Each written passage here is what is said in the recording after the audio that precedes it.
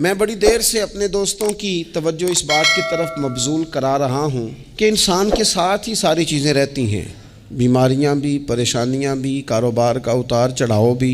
इंसान के साथ दोस्तों की कभी वफ़ादारी, कभी बेवफ़ाई, कभी बच्चों के मसाइल, कभी दीगर रिश्तेदारों के मसाइल। उसे हुक्म ये दिया गया है, उसे समझाया ये गया है कि वो किसी एक चीज़ में उलझ कर बाकी चीज़ों को भूलना ना शुरू कर दे।